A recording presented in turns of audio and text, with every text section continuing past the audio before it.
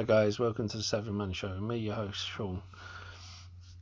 Now, we've spoken about synthetic ETFs versus actual ETFs.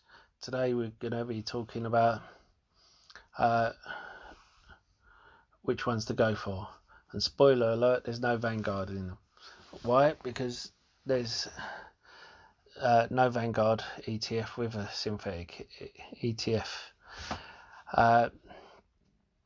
We spoke before about the pros and cons, how a synthetic ETF doesn't actually hold the shares, so the net asset value is usually less than if you had the actual ETF, but also how it tracks the shares as if it did hold it. It's only if the ETF went bankrupt, which is why you want a big company that is not at risk of going bankrupt. The pros is obviously no withholding tax. Anyway, let's get on with it. We have, as with synthetic ETFs and normal ETFs, the allocation to shares in the ETFs are different for each one. You want to make sure you're well covered. You want to make sure you don't have multiples. For instance, you'll notice that for a world ETF, I'm picking up two world ETFs, mainly because if I go in for a synthetic emerging markets ETF, I will knock out Korea, and I won't be covered in Korea. Same with the world ETFs. So I need to have, and some of the stocks in the world ETF will not be covered, but we'll talk about that later. Anyway, this is mxws.l. It cost at the moment is £57.62.5. Net asset value is £67. So you're £10 better off already. Beta of 1, expense ratio 0.19%. But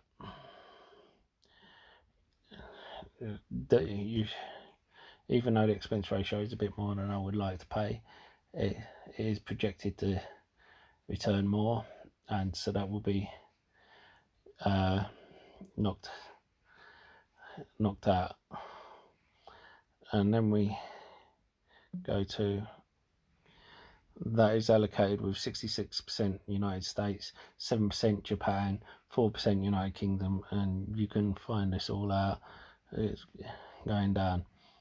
Anyway, we go on to the next one, which is iShares MSCI World Small Cap.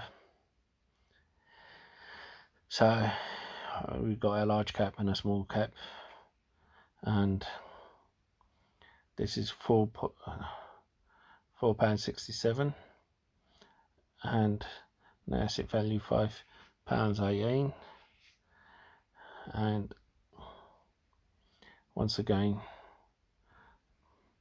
this is because the previous one has 1,600 stocks. This one has 4,191 stocks. Previous one have 85% of my ETF. This one will be 14% of my ETF. Now this is the emerging markets one I was talking about.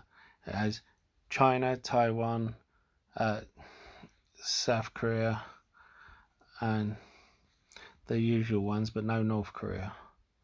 And it's 0.18%, with net asset value of £30.78 for a £26.19 one.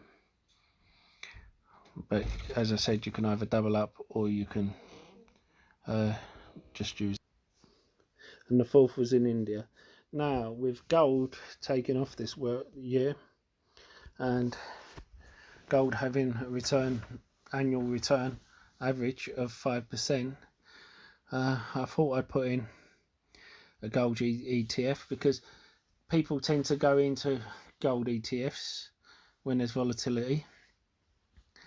Well, you have the iShares Physical Gold ETC, which is SGLN, and the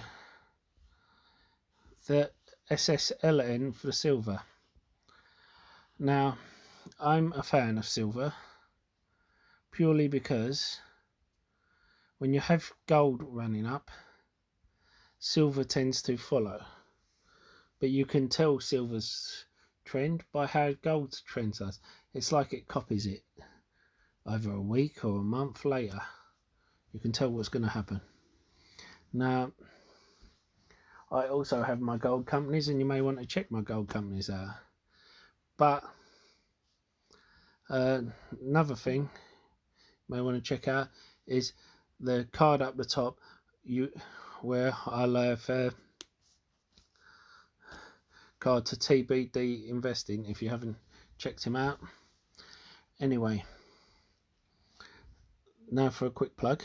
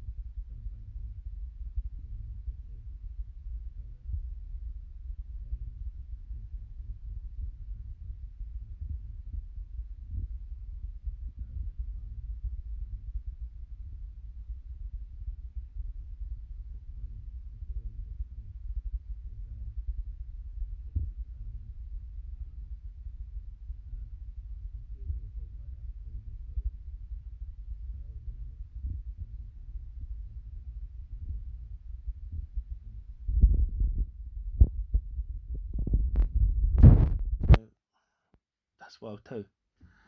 You know, and then I don't have to pay for all the places to house all these machines or anything else. This is just the energy costs. And then when it goes up basically to 14, 16, 18,000, then I sell it. Anyway, that's all for tonight. I'll see you in the next video.